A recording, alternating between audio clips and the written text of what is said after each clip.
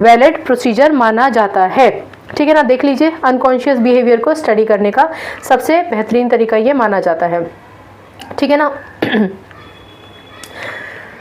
Well, तो अगर आपसे क्वेश्चन पूछा जाएगा ना, तो ये पूछा जाएगा कि पर्सनालिटी क्या होती है, उसको मेज़र करने की विधियां बताइए।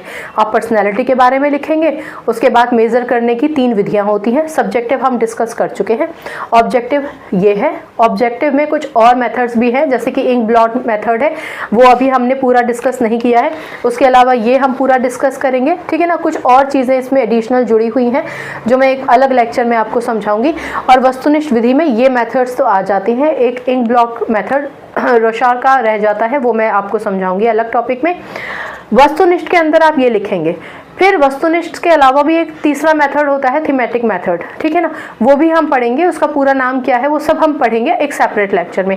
तो आपसे जो मैं कहना चाह रही थी वो ये था कि आपसे क्वेश्चन पूछा जाएगा पर्सनैलिटी और पर्सनैलिटी के अध्ययन करने के तरीके। तो जब ये आपसे सवाल पूछा जाए तो आप पर्सनैलिटी के विषय में लिखेंगे, सब्जेक्टिव मेथड के जो टॉपिक्स थे वो लिखेंगे, ऑब्जेक्टिव मेथड के ये टॉपिक लिखेंगे। 1-2 टॉपिक जो छूट गए हैं इस लेक्चर में वो मैं जो बताने जा रही हूँ अगले लेक्चर में वो लिखेंगे। उसके बाद थीमेटिक मेथड लिखेंगे। तो आप समझिए आपके पास 3 मेथड हैं और हर एक मेथड में आपके पास ये टॉपिक्स हैं और टॉपिक्स के अंदर भी सब टॉपिक्स हैं। इसलिए ये जो कुछ मेथड्स हैं ना, इनको बहुत ज़्यादा विस्तार में नहीं समझाना है, क्योंकि आपके पास टाइम लिमिटेशन होता है और एग्जामिनर ये जानना चाहता है कि आपको अलग अलग विधियाँ मालूम है या नहीं है। तो इस विधि के अंदर जो चीज़ें आ जानी चाहिए थी वो मैंने आपको बताई हैं।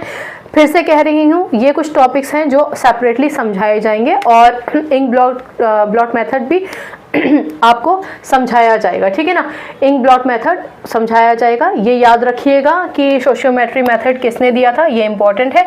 जैकब एल नाम से आता है या फिर जैकब की जगह JL मोरेनो भी आ जाता है। ठीक है ना, ऑस्ट्रेलियन, इसको छोड़ दीजिए आप, बस ये ध्यान रखिए कि सोशियोग्राम इन्होंने बनाया था, सोशियोमेट्री इन्होंने बनाया था।